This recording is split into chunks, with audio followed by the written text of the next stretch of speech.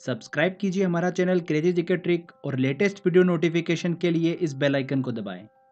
Hello friends, welcome to crazy GK trick. दोस्तों, इस video से हम वर्ल्ड ज्योग्राफी स्टार्ट करेंगे। देखिए, वर्ल्ड ज्योग्राफी के कुछ टॉपिक्स हम पहले भी डिस्कस कर चुके हैं, जैसे सौरमंडल, वायुमंडल, ज्वालामुखी। तो बहुत सारे टॉपिक्स हम कवर कर चुके हैं। अगर आपने वो वीडियो नहीं देखे हैं तो डिस्क्रिप्शन बॉक्स में मैंने लिंक दे रखा है, आप वहाँ से वो वीडियो देख सकते हैं। अभी भी बहुत सारे टॉपिक्स हमारे बाकी हैं जिन्हें हमको कवर करना है।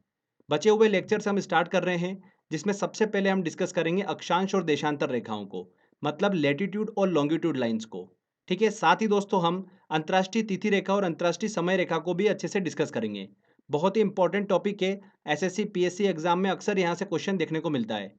टॉपिक थोड़ा सा डिफिकल्ट है, पर बहुत ही आसानी से आप इस टॉपिक पर अच्छी कमांड कर पाएंगे। आपको देखिए वीडियो को अच्छे से देखना है, और लास्ट में इस टॉपिक से एग्जाम में पूछे गए क्वेश्चंस का मैंने एक टेस्ट रखा है, वो टेस्ट आपको ज़रूर लगाना है। तो चलिए फ्रेंड्स, हम वीडियो को स्टार्ट करते हैं। वर्ल्ड ज्योग्राफी में हम पूरी पृथ्वी का अध्ययन अच्छे से करते हैं।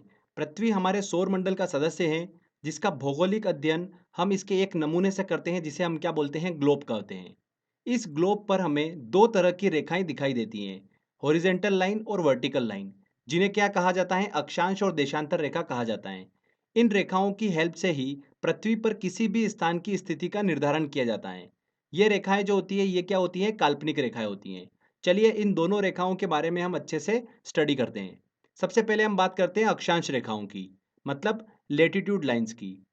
तो जैसा कि आप ग्लोब पर देख सकते हैं, हमारी पृथ्वी के दो ध्रुव होते हैं, एक उत्तरी ध्रुव और एक दक्षिणी ध्रुव। ग्लोब पर पश्चिम से पूर्व की ओर खींची गई सभी काल्पनिक रेखाएं जो होती है, वो क्या होती हैं, अक्षांश रेखाएं कहलाती हैं। पृथ्वी के बीचों बीच एक 0 डिग्री अक्षांश रेखा होती है, जिसे हम क्या बोलते हैं, भूमध्य रेखा या विषुवत रेखा कहते हैं। इसे इंग्लिश में बोला जाता है इक्वेटर। ये पृथ्वी को दो बराबर भागों में विभाजित करती हैं, उत्तरी गोलार्ध और दक्षिणी गोलार्ध में। ध्यान रखिएगा, इस 0 डिग्री अक्षांश रेखा पर सभी स्थानों का जो अक्षांश होगा, वो कितना होता है, 0 होता है। जैसे कोलंबिया, ब्राजील, मालदीव, इंडोनेशिया, ये जितने भी देश हैं, ये 0 डिग्री अक्षांश रेखा पर स्थित हैं। तो इन देशों में अक्षांश की जो स्थिति होगी, वो कितनी होगी, 0 होगी। क्लियर। अब देखिए, इस भूमध्य रेखा के उत्तर और दक्षिण में एक एक डिग्री के अंतराल में 90-90 अक्षांश रेखाएं खींची होती हैं। यानी किसी भी स्थिति में 90 डिग्री से ज़्यादा अक्षांश नहीं हो सकता है। ध्रुव पर 90 डिग्री अक्षांश की स्थिति होती है। क्लियर। ग्लोब पर सभी अक्षांश रेखाएं एक दूसरे के समानांतर होती हैं। बहुत ही इंपॉर्टेंट क्वेश्चन है, ये पूछा जाता है एग्जाम में। ध्यान रखिएगा, ग्लोब पर जितनी भी अक्षांश रेखाएं होती हैं, ये एक दूसरे के समानांतर होती हैं। और दो अक्षांश रेखाओं के बीच की दूरी कितनी होती है, 111 किलोमीटर होती है। कितनी होती है, 111 किलोमीटर। आगे देखिए, इस भूमध्य रेखा इक्वेटर से उत्तर की ओर 23.5 डिग्री पर जो अक्षांश रेखा होती है, उसे क्या कहा जाता है, कर्क रेखा कहा जाता है, ट्रॉपिक ऑफ कैंसर। 21 जून को इस कर्क रेखा के सूर्य जो होता है, वो एकदम ऊपर होता है, मतलब लंबवत होता है। इस कारण से इस उत्तरी गोलार्ध में 21 जून जो होता है, ये सबसे बड़ा दिन होता है। बहुत ही इंपॉर्टेंट है, ऐसा एग्जाम में क्वेश्चन बनता है कि उत्तरी गोलार्ध में सबसे बड़ा दिन कौन सा होता है और दक्षिणी गोलार्ध में सबसे बड़ा दिन कौन सा होता है। ठीक है, तो ये दोनों चीज़ें हमको दिमाग में रखना है। तो उत्तरी गोलार्ध में सबसे बड़ा दिन कौन सा होता है, 21 जून का होता है। क्यों? क्योंकि सूर्य जो होता है वो कर्क रेखा के एकदम ऊपर होता है। अब देखिए, इस जो इक्वेटर है, इससे दक्षिण की ओर 23.5 डिग्री पर एक अक्षांश रेखा होती है, जिसे क्या बोला जाता है, मकर रेखा बोला जाता है, ट्रॉपिक ऑफ कैप्रिकॉन। 22 दिसंबर को सूर्य जो होता है मकर रेखा के एकदम ऊपर होता है, लंबवत होता है। इस कारण से यह दिन जो होता है, दक्षिणी गोलार्ध का सबसे बड़ा दिन होता है। तो बहुत ही इंपॉर्टेंट पॉइंट है ये, ध्यान रखिएगा, यहाँ से एग्जाम में क्वेश्चन बन सकता है। अगर देखिए, उत्तरी ध्रुव और दक्षिणी ध्रुव को बिंदु माना जाए, तो कुल अक्षांश रेखाओं की संख्या कितनी होगी, 179 होगी। और अगर रेखा माना जाए, तो कुल अक्षांश रेखाओं की संख्या कितनी होगी, 181 होगी। इसके अंदर हमने देखिए 0 डिग्री अक्षांश रेखा को भी शामिल किया है। अब देखिए दोस्तों, मैं आपको एक बड़ा इंटरेस्टिंग पॉइंट बताता हूँ। अभी जैसा कि हमने पढ़ा भूमध्य रेखा के बारे में, कर्क रेखा के बारे में और मकर रेखा के बारे में। तो अफ्रीका एकमात्र ऐसा कॉन्टिनेंट है, ऐसा महाद्वीप है, जिससे ये तीनों रेखाएं जो होती है वो गुजरती है। अगर आप दूसरे कॉन्टिनेंट देखेंगे, जैसे कि उत्तर अमेरिका, ऑस्ट्रेलिया हुआ, एशिया हुआ, तो इन जितने भी कॉन्टिनेंट महाद्वीप है, वहाँ से ये तीनों रेखाएं नहीं गुजरती है। किसी से एक रेखा गुजर रही है, तो किसी से दो रेखाएं गुजर रही हैं। पर अफ्रीका एकमात्र ऐसा महाद्वीप है जहाँ से ये तीनों रेखाएं जो होती है वो गुजरती है। क्लियर। तो बहुत ही इंपॉर्टेंट पॉइंट है। चलिए आगे अब हम बात करते हैं देशांतर रेखाओं के बारे में। तो उत्तरी ध्रुव और दक्षिणी ध्रुव को मिलाने वाली जितनी भी काल्पनिक रेखाएं हैं, ये सभी रेखाएं क्या कहलाती हैं? देशांतर रेखा कहलाती हैं। ध्रुवों से भूमध्य रेखा की ओर जाने पर देशांतर रेखाओं के बीच की दूरी बढ़ती जाती है और भूमध्य रेखा से ध्रुवों की ओर आने पर देशांतर रेखाओं के बीच की दूरी घटती जाती है। ठीक है। इसलिए अक्षांश रेखाओं की तरह देशांतर रेखाएं जो होती है वो समानांतर नहीं होती हैं। अक्षांश रेखाएं जो होती हैं वो एक दूसरे के समानांतर होती हैं। देशांतर रेखाएं जो होती हैं वो एक दूसरे की समानांतर नहीं होती हैं। ये पॉइंट ध्यान रखिएगा। दो देशांतर रेखाओं के बीच सबसे अधिक दूरी जो होगी वो कहाँ पर होती है? भूमध्य रेखा पर होती है, इक्वेटर पे होती है। कितनी होती हैं? 111.3 किलोमीटर होती हैं। अब देखिए सभी देशांतर रेखाओं की लंबाई बराबर होती है, इसलिए इनकी गणना करना डिफिकल्ट होता है। इसीलिए ग्रीनविच वेधशाला से निकलने वाली देशांतर रेखा को बेस माना गया है, मतलब 0 डिग्री देशांतर रेखा कहा गया है। इस 0 डिग्री देशांतर रेखा को क्या कहा जाता है? प्रधान यामोत्तर रेखा या फिर प्रधान मध्याह्न रेखा या ग्रीनविच रेखा के नाम से जाना जाता है। तो ध्यान रखिएगा, 0 डिग्री देशांतर रेखाओं के नाम आपको पता होना चाहिए। प्रधान यामोत्तर रेखा, प्रधान मध्याह्न रेखा या फिर ग्रीनविच रेखा। ओके। इस 0 डिग्री देशांतर रेखा से पूर्व की ओर और पश्चिम की ओर हर एक एक डिग्री के अंतराल में 180 देशांतर रेखाएं खींची होती हैं। तो कुल मिलाकर 360 देशांतर रेखाएं ग्लोब पर हमको दिखाई देती हैं। अब देखिए 180 डिग्री जो पूर्व और 180 डिग्री पश्चिम देशांतर रेखाएं ये एक ही हैं, तो इसको लेकर आप कंफ्यूज मत होइएगा।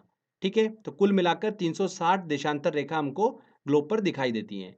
जैसा कि आप देख सकते हैं, 0 डिग्री देशांतर रेखा जो है और 180 डिग्री देशांतर रेखा जो है ये एक दूसरे के विपरीत होती है। अब देखिए ये 0 डिग्री देशांतर रेखा जो है ये कर्क रेखा को अल्जीरिया में प्रतिच्छेद करती है। ठीक है। भूमध्य रेखा को गिनी की खाड़ी मतलब अटलांटिक महासागर में प्रतिच्छेद करती है और मकर रेखा को नामीबिया के पश्चिम में स्थित अटलांटिक महासागर में प्रतिच्छेद करती हैं। तो ये बहुत ही इंपॉर्टेंट है कि जो 0 डिग्री देशांतर रेखा है मतलब ग्रीनविच लाइन है, ये तीनों जो मेन लाइन आ रही है कर्क रेखा, भूमध्य रेखा और मकर रेखा को किस स्थान पर प्रतिच्छेद कर रही है। तो वहाँ की जो भौगोलिक स्थिति है वो हमको पता होना चाहिए। एग्जाम में वहाँ से क्वेश्चन बन जाता है। अगर हम बात करते हैं कि 0 डिग्री देशांतर रेखा जो है इस पे कौन कौन से देश स्थित हैं, तो यहाँ से भी एग्जाम में बहुत क्वेश्चन बने हैं, इसलिए ध्यान रखिएगा। कौन कौन से देश स्थित हैं 0 डिग्री देशांतर रेखा पर मतलब ग्रीनविच लाइन पर? यूके, स्पेन, फ्रांस, घाना, अल्जीरिया। अल्जीरिया जैसे कि आपको पता ही है कि 0 डिग्री देशांतर रेखा जो है वो कर्क रेखा को काटती है अल्जीरिया में। अंटार्कटिका, ये जो मैंने आपको नाम बताए हैं ये 0 डिग्री देशांतर रेखा पर स्थित देश हैं। इनको आपको बिल्कुल दिमाग में रखना है क्योंकि यहाँ से क्वेश्चन काफ़ी बनते हैं। तो ये हमने देशांतर रेखाओं के बारे में अच्छे से स्टडी करी। चलिए फ्रेंड्स आगे देखिए, अब हम बात करते हैं अंतर्राष्ट्रीय तिथि रेखा और समय रेखा के बारे में। तो देखिए फ्रेंड्स, 0 डिग्री देशांतर रेखा का उपयोग जो होता है वो समय निर्धारण में किया जाता है। इसीलिए 0 डिग्री देशांतर रेखा को अंतर्राष्ट्रीय समय रेखा कहते हैं। इसकी हेल्प से दुनिया में समय का निर्धारण किया जाता है। 180 डिग्री देशांतर रेखा का उपयोग जो होता है वो दिनांक निर्धारण में मतलब तिथि निर्धारण में किया जाता है। इसीलिए 180 डिग्री देशांतर रेखा को अंतर्राष्ट्रीय तिथि रेखा कहा जाता है। बहुत ही इंपॉर्टेंट पॉइंट है ये। एग्जाम में आपसे डायरेक्टली क्वेश्चन पूछते हैं कि निम्न में से कौन सी अंतर्राष्ट्रीय तिथि रेखा है और निम्न में से कौन सी अंतर्राष्ट्रीय समय रेखा है। तो आप बता सकते हैं कि 0 डिग्री देशांतर रेखा जो होती है वो अंतर्राष्ट्रीय समय रेखा है। 180 डिग्री देशांतर रेखा जो है वो अंतर्राष्ट्रीय तिथि रेखा है। क्लियर। चलिए एक एक करके इनको समझते हैं कि किस तरीके से समय निर्धारण होता है और किस तरीके से तिथि का निर्धारण किया जाता है। यहाँ से भी देखिए न्यूमेरिकल थोड़े से क्वेश्चन बन जाते हैं, उनको हम अच्छे से समझेंगे। तो अंतर्राष्ट्रीय समय रेखा की बात करेंगे मतलब 0 डिग्री देशांतर रेखा की बात करेंगे। 0 डिग्री देशांतर रेखा का समय जो होता है वो यूनिवर्सल टाइम कहलाता है मतलब ग्रीनविच टाइम कहलाता है। ठीक है। वही मेन टाइम है, उसको बेस मानकर सभी जगह का टाइम जो होता है वो डिसाइड किया जाता है। अब देखिए ध्यान से सुनिए, पृथ्वी अपने अक्ष पर पश्चिम से पूर्व की ओर घूमती है, इसलिए ग्रीनविच रेखा से पूर्व के स्थानों का समय ग्रीनविच टाइम से आगे होता है और ग्रीनविच रेखा से पश्चिम के स्थानों का समय जो होगा वो ग्रीनविच टाइम से पीछे होता है। कितना आगे और कितना पीछे होता है, चलिए हम समझ लेते हैं। तो दोस्तों आप सभी को पता ही होगा कि पृथ्वी अपने अक्ष पर 24 घंटे में एक चक्कर पूरा करती है, मतलब 360 डिग्री देशांतर घूम लेती हैं। एक चक्कर लगाना मतलब 360 डिग्री घूमना। ठीक है। तो 24 आवर में पृथ्वी 360 डिग्री घूम लेती है। तो एक घंटे में कितने डिग्री देशांतर घूमेगी? 360 अपॉन में 24, ये निकल कर आ गया हमारा 15 डिग्री। मतलब एक घंटे में पृथ्वी जो है वो 15 डिग्री देशांतर घूम लेती है। इसको सिंपल लैंग्वेज में लिख लेते हैं। 15 डिग्री देशांतर घूमने में पृथ्वी को 1 घंटा मतलब 60 मिनट का समय लगता है। तो यहाँ पर 1 डिग्री देशांतर की वैल्यू निकाल सकते हैं कि 1 डिग्री देशांतर घूमने में कितना समय लगेगा। 60 अपॉन में 15, ये आ गया हमारे पास 4 मिनट। मतलब 1 डिग्री देशांतर घूमने में पृथ्वी को 4 मिनट का समय लगता है। हर एक एक डिग्री देशांतर के बीच में टाइम गैप निकल कर आ गया 4 मिनट का। तो अगर ये 0 डिग्री देशांतर है तो इससे पूरब की ओर जाने पर हर एक एक डिग्री देशांतर के बीच में 4-4 मिनट का डिफरेंस है, मतलब 4-4 मिनट से समय जो है वो बढ़ता जाएगा। वैसे ही देखिए पश्चिम की ओर चलने पर 4-4 मिनट से समय जो है हर डिग्री के अंतराल में घटता जाएगा। ये आपको क्लियर हुआ। अब अगर मैं बोलूँ कि ग्रीनविच टाइम जो है वो दिन के 12 बजे हैं, तो पूर्वी 15 डिग्री देशांतर पर समय क्या हो रहा होगा, निकाल सकते हैं। बहुत इजी तरीका है। देखिए 15 डिग्री देशांतर पर समय निकालना है। हर एक एक डिग्री देशांतर पर समय जो है वो कितना बढ़ता जा रहा है, 4-4 मिनट का बढ़ता जा रहा है। तो कुल कितना बढ़ गया, 60 मिनट का समय बढ़ गया। मतलब अगर ग्रीनविच टाइम दिन के 12 बजे हैं तो 15 डिग्री पर समय जो 60 मिनट आगे होगा, मतलब वहाँ पर दिन का 1 बजा होगा। अगर इसके विपरीत आपसे पूछते कि 15 डिग्री पश्चिमी देशांतर पर समय क्या हो रहा होगा, तो देखिए 60 मिनट आपको कम करना है बस। दिन के 12 अगर ग्रीनविच टाइम हो रहा है तो यहाँ पर 15 डिग्री पश्चिमी देशांतर पर समय जो हो रहा होगा वो सुबह के यहाँ पर 11 बजे होंगे। तो देखिए इस तरीके से आप बड़ी आसानी से आप समय निकाल सकते हैं। बस आपको पता होना चाहिए कि हर एक डिग्री देशांतर के बीच में समय गैप जो है वो कितनी है, 4 मिनट की है। चलिए भारत की स्थिति की हम बात करते हैं। तो भारत की बात करते हैं तो भारत जो है वो 82.5 डिग्री पूर्वी देशांतर पर स्थित है। कितना, 82.5 डिग्री पूर्वी देशांतर पर स्थित है। क्लियर। तो अगर ग्रीनविच टाइम दिन के 12 बजे हैं तो भारत में समय क्या हो रहा होगा ये निकाल लेते हैं। तो देखिए यहाँ पर सिंपली हमको 82.5 में मल्टीप्लाई करना है 4 का, तो कितना आ जाएगा ये 330 मिनट। इसको डिवाइड कर दो 60 से, अगर घंटे निकालना है आपको तो कितना हो जाएगा 5.5 आर। मतलब वहाँ पर 5:30 बजे होंगे शाम के। ये आप इजी तरीके से निकाल पा रहे हो। ठीक है, तो ग्रीनविच टाइम अगर दिन के 12 बजे हैं तो भारत में शाम के 5:30 बजे होंगे। भारत जो है वो ग्रीनविच टाइम से 5.5 घंटे आगे चलता है। क्लियर। तो बड़ी आसानी से आप निकाल पाए। अब देखिए एक मैं आपको चीज़ बता देता हूँ। जब भी आपको डिग्री दे रखती है तो हम क्या कर रहे हैं, उसमें 4 का मल्टीप्लाई कर रहे हैं तो हमारे पास मिनट निकल कर आ जाता है। उसको हम डिवाइड कर देंगे 60 से, मतलब घंटे में हमारा समय निकल के आ जाता है। ठीक है, तो ये चीज़ आप दिमाग में रख लो। डिग्री इंटू 4 अपॉन में 60 इक्वल टू एच। यही हम कर रहे हैं। देखिए यहाँ पर हमने क्या करा, 82.5 को मल्टीप्लाई कर दिया 4 से और जो भी आया उसको डिवाइड कर दिया 60 से। तो क्या निकल कर आ गया, घंटा निकल कर आ गया। मतलब टाइम डिफरेंस निकल कर आ गया हमारा। ठीक है, आर के फॉर्म में। तो उसी तरीके से आप यहाँ पर निकाल पाएंगे इसकी हेल्प से। अगर आपको ऐसा बोल दे कि कोई देश जो है वो ग्रीनविच टाइम से 2 घंटे आगे है, तो यहाँ पर देखिए आर की जगह आपको 2 रखना है और डिग्री आपको निकालना है। अपॉन में देखिए यहाँ पर 60 क्रॉस मल्टीप्लाई कर दो तो डिग्री इक्वल टू कितना आ जाएगा 120 अपॉन में 4। तो यहाँ पर 30, मतलब 30 डिग्री पर वो देश स्थित है। इस तरीके से आप कोई भी क्वेश्चन सॉल्व कर पाओगे। जब हम लास्ट में टेस्ट सॉल्व करेंगे उसमें काफ़ी क्वेश्चन मैंने इंक्लूड करे हैं, उन सभी क्वेश्चन को हम सॉल्व करेंगे, वहाँ पर आपकी अच्छे से प्रैक्टिस हो जाएगी। तो ये आपको अच्छे से समझ में आया होगा। चलिए अब देखिए हम बात करते हैं अंतर्राष्ट्रीय तिथि रेखा की, मतलब 180 डिग्री देशांतर रेखा की। तो 180 डिग्री देशांतर से पूर्व की ओर जाने पर एक दिन घटाना पड़ता है, जबकि पश्चिम की ओर जाने पर एक दिन को क्या करना पड़ता है, बढ़ाना पड़ता है।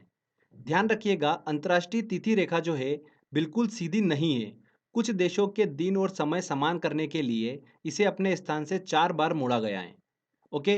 अंतर्राष्ट्रीय तिथि रेखा को प्रशांत महासागर से होकर खींचा गया है और इसके सबसे नजदीक जो जल डमरू मध्य पड़ता है वो कौन सा पड़ता है, बेरिंग जल डमरू मध्य पड़ता है। बेरिंग स्ट्रीट पड़ती है सबसे नजदीक में।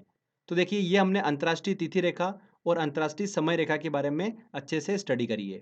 कुछ महत्वपूर्ण पॉइंट्स चलिए हम डिस्कस कर लेते हैं। देखिए पहला पॉइंट आता है, भूमध्य रेखा पर सूर्य की किरणें जो होती है वो लंबवत गिरती है हमेशा। इसीलिए यहाँ पर दिन और रात जो होते हैं वो बराबर होते हैं। कहाँ पर, भूमध्य रेखा पर।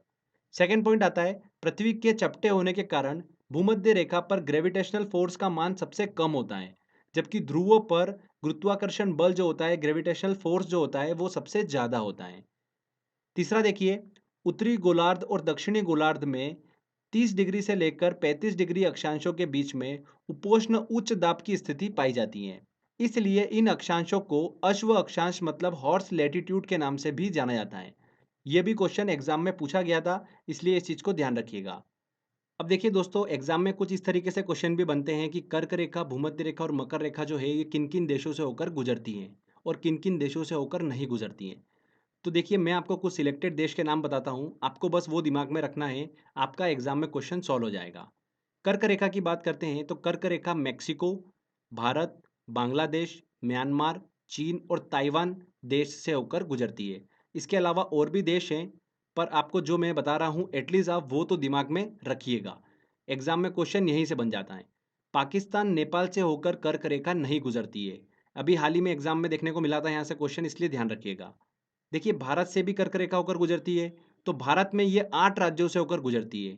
गुजरात, राजस्थान, मध्य प्रदेश, छत्तीसगढ़, झारखंड, पश्चिम बंगाल, त्रिपुरा और मिजोरम, इन 8 राज्यों से होकर गुजरती हैं। इन 8 राज्यों का नाम याद रखने की ट्रिक मैं बना चुका हूँ। अगर आपको वो वीडियो देखना है तो डिस्क्रिप्शन बॉक्स में लिंक दे रखा है, वहाँ से देख सकते हैं। इसके बाद देखिए, भूमध्य रेखा की बात करते हैं तो कोलंबिया, ब्राज़ील, मालदीव और इंडोनेशिया ये प्रमुख देश हैं जिनसे भूमध्य रेखा जो है वो गुजरती है। भारत से होकर नहीं गुजरती है भूमध्य रेखा।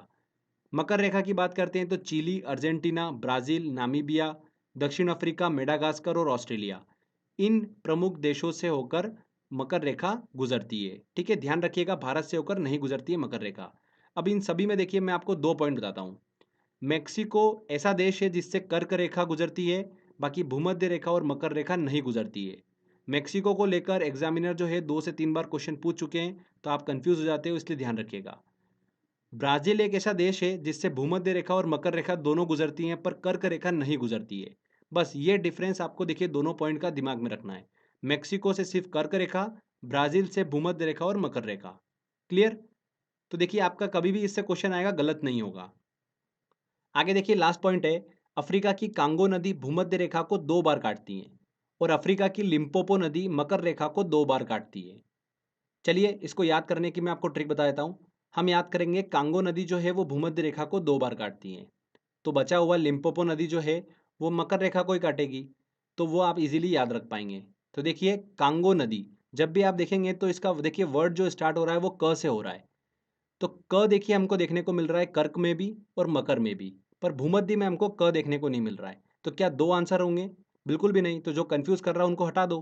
कर्क रेखा और मकर रेखा दोनों को हटा दिया, बचा क्या? भूमध्य रेखा। तो आंसर यहाँ पर भूमध्य रेखा होगा। तो जब भी आप देखोगे कांगो नदी जो है वो किस रेखा को 2 बार काटती है, भूमध्य रेखा, मकर रेखा या कर्क रेखा, तो बहुत ईजी तरीके से आप देखिए निकाल सकते हैं। क जिसमें हो उसको हटा दो, बचा हुआ हमारा आंसर हो जाएगा। तो भूमध्य रेखा हमारा आंसर सही होगा। ठीक है, तो फ्रेंड्स, यहाँ पर देखिए हमारा थ्योरी वाला सेक्शन कंप्लीट होता है।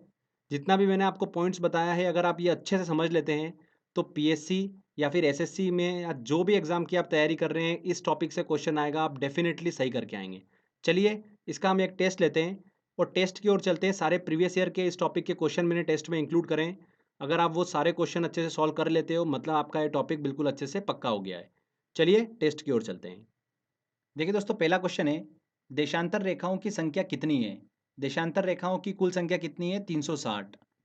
विषुवत रेखा के समानांतर कल्पित रेखाएं क्या कहलाती हैं? भूमध्य रेखा के समानांतर खींची गई रेखा क्या कहलाती हैं? अक्षांश रेखाएं कहलाती हैं। यहाँ पर ए आंसर सही होगा। पृथ्वी के उत्तरी ध्रुव व दक्षिणी ध्रुव को मिलाने वाली रेखा क्या कहलाती हैं? क्या कहलाती हैं? देशांतर रेखाएं कहलाती हैं। B answer. चलिए नेक्स्ट क्वेश्चन लेते हैं। प्रधान मध्याह्न रेखा किस स्थान से होकर गुजरती है? तो प्रधान यामोत्तर रेखा जो है वो ग्रीनविच वेधशाला से होकर गुजरती है, इसीलिए उसे ग्रीनविच लाइन भी बोला जाता है। ग्रीनविच रेखा से तात्पर्य है, ग्रीनविच रेखा से तात्पर्य है 0 डिग्री देशांतर रेखा। पृथ्वी 1 घंटे में कितना देशांतर घूम लेती है? पृथ्वी जो है वो 1 घंटे में कितना देशांतर घूम लेती है? 15 डिग्री देशांतर घूम लेती हैं। मैंने आपको बताया था, अगर नहीं भी पता है तो आप निकाल सकते हो, बहुत ईजी तरीका है। चलिए अगला क्वेश्चन लेते हैं। दक्षिणी ध्रुव का अक्षांश है, दक्षिणी ध्रुव का अक्षांश क्या है? 90 डिग्री। कर्क रेखा कहाँ से नहीं गुजरती है? कर्क रेखा जो है म्यांमार, नेपाल, बांग्लादेश, चीन, चीन से होकर गुजरती हैं, बांग्लादेश से गुजरती हैं, म्यांमार से गुजरती हैं, नेपाल से नहीं गुजरती है। नेपाल और पाकिस्तान से कर्क रेखा नहीं गुजरती है। ये देखिए बहुत ही इंपॉर्टेंट क्वेश्चन है, अभी हाल ही में एग्जाम में क्वेश्चन पूछा गया था। यहाँ पर दिन तथा रात एक समान होते हैं। कहाँ पर होते हैं? भूमध्य रेखा। विषुवत रेखा पर दिन व रात एक समान होते हैं, क्योंकि यहाँ पर सूर्य जो होता है वो हमेशा लंबवत होता है भूमध्य रेखा के, इसीलिए यहाँ पर दिन व रात बराबर होते हैं। निम्नलिखित देशों पर विचार कीजिए। Australia, Namibia, Brazil, Chile. उपरोक्त में किन-किन से होकर मकर रेखा गुजरती है? तो चारों से होकर मकर रेखा गुजरती है। D answer. भूमध्य रेखा निम्न में से किस देश से होकर नहीं गुजरती है? Kenya, Mexico, Indonesia, Brazil.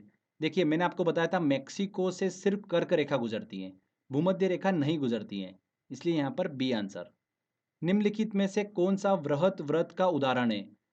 तो यहाँ पर देखिए कर्क रेखा, मकर रेखा, भूमध्य रेखा। भूमध्य रेखा जो है वो वृहत व्रत का उदाहरण है। सबसे बड़ा व्रत जो होता है वो भूमध्य रेखा का होता है। तो यहाँ पर सी आंसर सही होगा। ठीक है, चलिए अगला क्वेश्चन लेते हैं। ट्रॉपिक ऑफ कैंसर निम्न में से क्या है? तो मैंने आपको बताया था भूमध्य रेखा से उत्तर की ओर 23.5 डिग्री अक्षांश रेखा क्या कहलाती है? कर्क रेखा कहलाती है, मतलब ट्रॉपिक ऑफ कैंसर कहलाती है। सी आंसर यहाँ पर सही होगा। एक देशांतर से दूसरे देशांतर के बीच कितना समय अंतराल होता है? एक देशांतर से दूसरे देशांतर के बीच में समय अंतराल होता है वो 4 मिनट का होता है। A answer. दो अक्षांश रेखाओं के बीच की दूरी लगभग होती है, कितनी होती है? 111 किलोमीटर। परस्पर दो देशांतर के बीच दूरी सबसे अधिक कहाँ पर होती है? दो देशांतर के बीच सबसे अधिक दूरी जो होती है वो विषुवत रेखा भूमध्य रेखा पर होती है।